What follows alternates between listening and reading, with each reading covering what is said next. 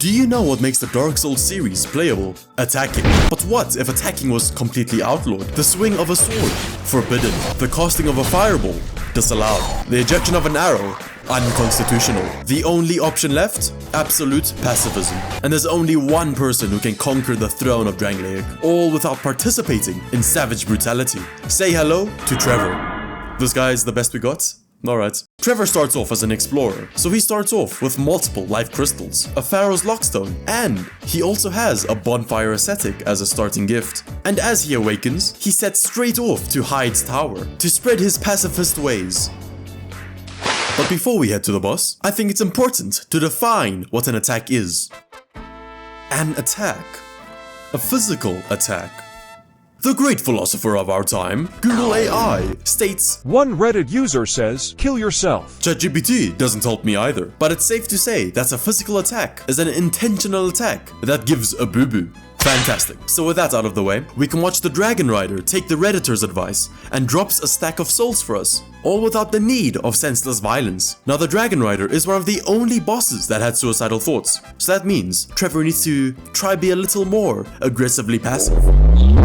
The one way to do this is with the help of a homeless drug addict in a rundown shack, by firstly using our bonfire ascetic to put Medulla into New Game Plus, and giving the drug addict enough money to fuel his crippling addiction. He eventually will sell us the Moon Butterfly set. This set has a carcinogenic aura, which by loitering next to an individual for around 20 seconds will immediately give them stage 4 lung cancer, which will slowly deteriorate their health pool. This effect can also apply to our allies, so Trevor must always remember to strip naked before talking to our girlfriend. The first victim of our cancerous vapors would be the Last Giant, and after a while of hugging his legs, he takes 15 damage repeatedly over the course of 20 seconds, leaving him with just over half his HP. Now I can hear you screaming at me that this technically counts as an attack since my intention is to kill. However, I'm just standing here minding my own business, while the giant is invading my personal space. Since the glove don't fit, you must acquit. We can just aggressively stand next to him to poison him 2 more times, and eventually completely eradicate the last of the giant species. So I get a fancy new dress, and immediately after, we encounter the Pursuer. He has some of the easiest attacks to dodge, and some of these attacks can even just be walked past. So we spend most of our time rubbing up on him, infecting him with our poison, and after 3 cycles of this, he fails in his pursuit. And after our cancerous display of passivity, I have a bird take me to the Lost Bastille, home of the world's most oblivious pyromancers, and a horde of Silver Knights. I don't know what I'm doing! Ah! Shit! Fuck me! What the fuck?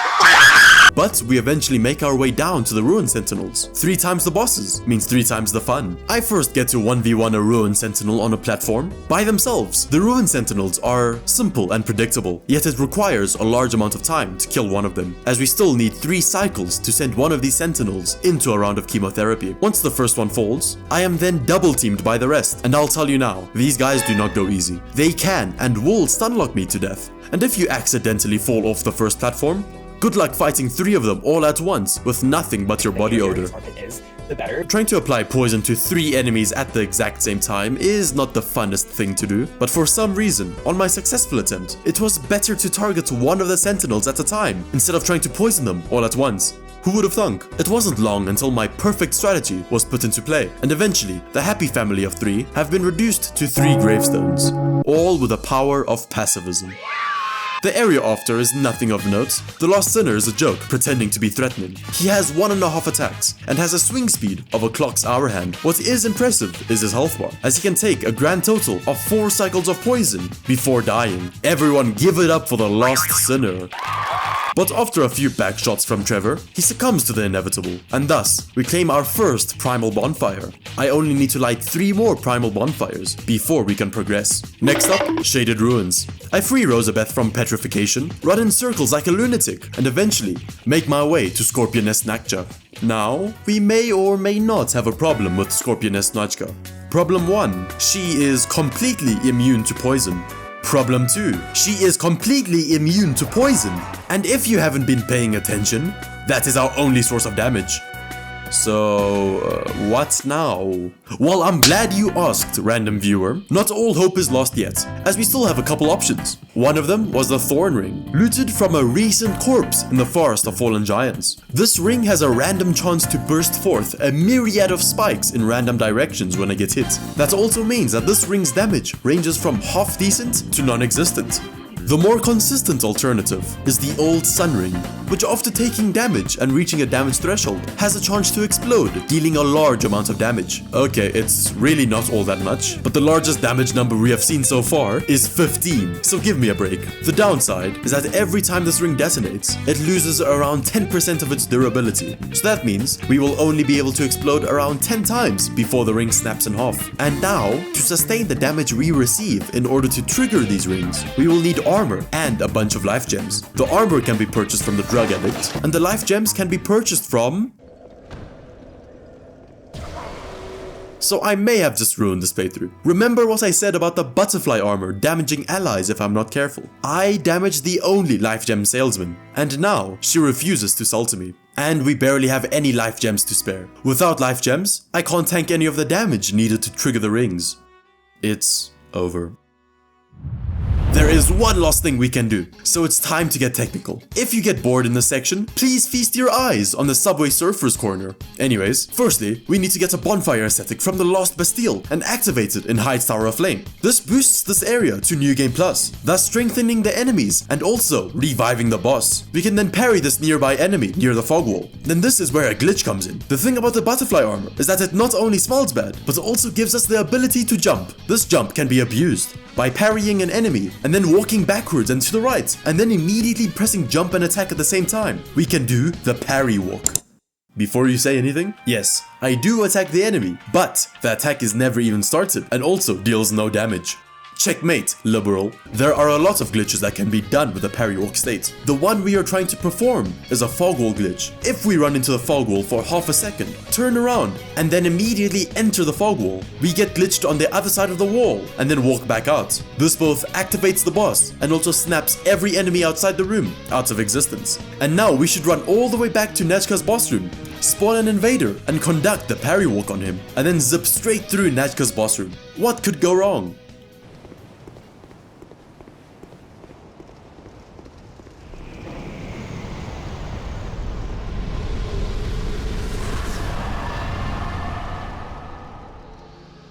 That goddamn idiotic dragon rider probably fell off of his goddamn platform. And that was quite literally the only bonfire aesthetic we can get at this point in the game. Quite literally, all is now lost. The run is over. Is what I would have said. We have one lost option. Garfield. She sells us the Ring of Whispers, which we can use to talk to Man Scorpion Tark. After sweet-talking him and seducing him, he joins us in the fight against Najka. As much as I am against summoning in my challenge runs, this challenge would be quite literally impossible if I hadn't done this. Tark has a large health pool and an even larger amount of damage. He can single-handedly take Najka down himself, but our brave soldier falls, leaving me to conduct the lost strategy on her, one last time.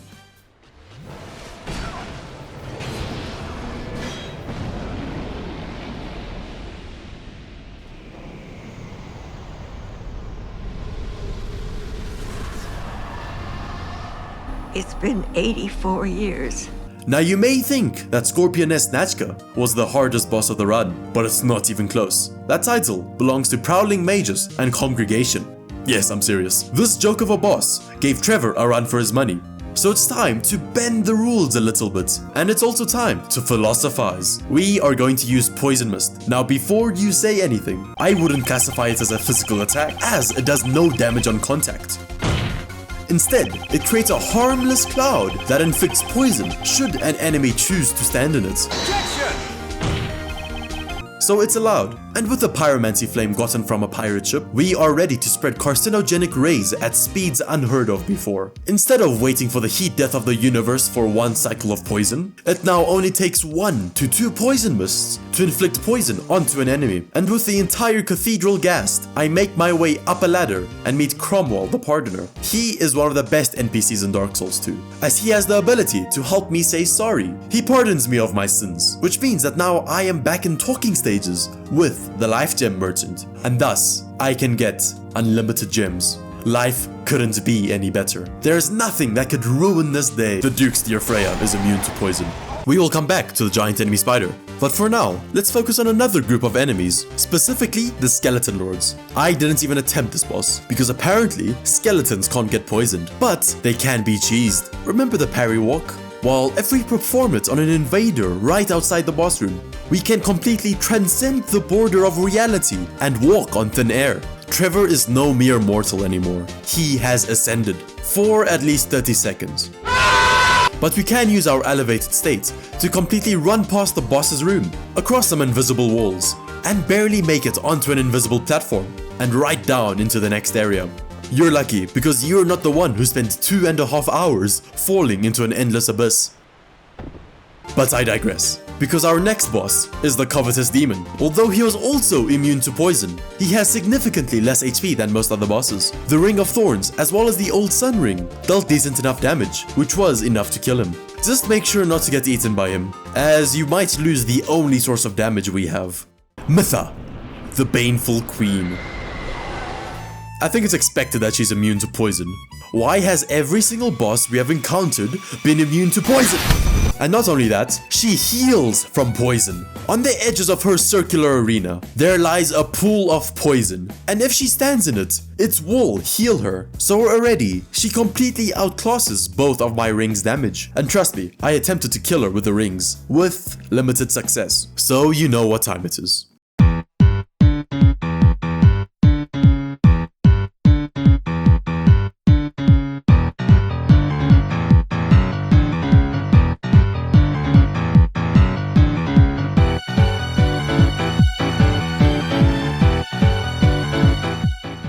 I'm glad that was over with. I wonder how long that took. So no time at all. Onwards, into Iron Keep. If I could remove one area from Dark Souls 2, it would probably be Frigid Outskirts. But Iron Keep is a close second. The enemies here sprint faster than Usain Bolt for the sole purpose of ruining my day. And all I can really do is run. However, we do get a power-up. After running through Samurai Hell, using the Pharaoh's Lockstone obtained at the start, and running past a castle of gnomes, Trevor obtains the Pyromancy, Immolation. By setting himself on fire, Trevor can also deal damage to enemies around him. But as it turns out, setting yourself on fire is not the safest activity, and it slowly depletes our health bar as well. But with another strategy obtained, we won't be able to use it, since the next boss is immune to fire, the Old Iron King. Since he is also surrounded by lava at all times, our Moon Butterfly set will not be dealing any poison. Instead, we can use our Poison Mist to get him down to half his HP. We may have run out of spell slots, but fear not, as we can get more spell slots with the help of drugs. And a couple poison cycles later, the Iron Throne is now empty, and all without attacking. Second Primal Bonfire lit. Let's speedrun the next section. I jump down the big hole, die, get lost, get poisoned, die. Light a bonfire and enter the Rotten's boss room. Yes, it is immune to poison, but it is also extremely flammable. And luckily for us, Immolation comes with a good 8 costs, each lasting around half a minute. Let's take a look at that damage. That's quite big. That's a tiny bit more damage than sneezing in his general direction. I'll take what I can get. And although he deals a lot of damage, his attacks are easily dodgeable, and we eventually end him for good and get our third Primal Bonfire. One more to go, the Duke's dear Freya. Since we have a non-poisoned reliant way to deal damage, it's time for a rematch. The Duke has 2 heads, and these are the only parts of their body which can be damaged at all. Trying to damage the Freya with the rings is an exercise in futility, because any attack by the Duke will likely knock me out and deal an amount of damage equal to the number of thoughts left in my head. And we can slowly chip away at its health pool by burning myself alive and planting myself within chewing distance of the giant spider. 11 minutes of this, and half of my life gem stock used up. The spider eventually falls, which means we can make our way into Drangleic. We can poison these guards to get the front door open, run past a couple of stone statues, and get the iconic Faram armor set. We also go up the stairs, kill some more dragon riders, and finally encounter the Mirror Knight. But because it's raining, he will have some extra resistance to fire damage. So Immolation will deal considerably less damage. And because of this boss being a late game boss, he also has a considerably higher health pool, thus making everything I have less effective. Just to make a hard boss a little bit harder, he summons invaders to fight with him, 2 of them at the same time.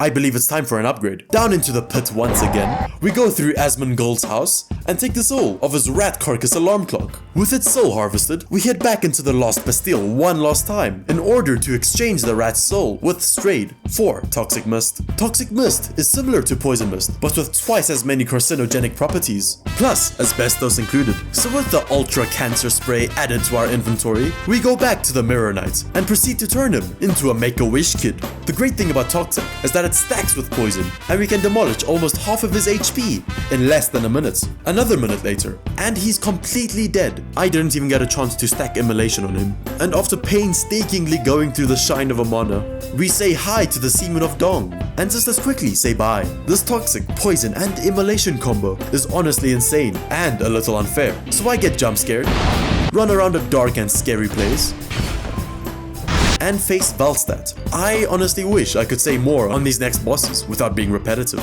but this build we have is quite literally unbeatable at this point. So let's speedrun through the rest of the bosses. Valstal dies to the common cold, Vendrick is too stupid to fight, the Guardian Dragon gets his ankles broken, and I have a very nice talk with the Ancient Dragon. And finally, I go back in time to kill the very same giant again. I am a government certified hater. 2 lost bosses. The Throne Watcher and Throne Defender would have been a hard fight, considering they revive each other. It's a shame what's happened to the Throne Watcher. It was out of my control, really. But the Throne Defender didn't put up much of a fight either, and quickly succumbs to cancer. This leaves Nashandra as our last victim. She is resistant to poison, but she's not immune. That means she too can fall.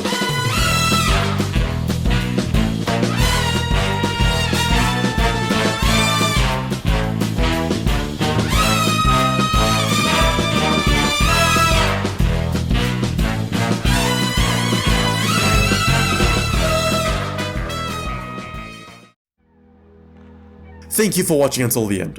And if you like this video, make sure to subscribe. I'm trying to grow my channel, and I'd be grateful if you joined me. Also, check out my other content too. I have several different challenge runs on different Souls games, as well as other games. So I'll check you all in the next video. Cheers!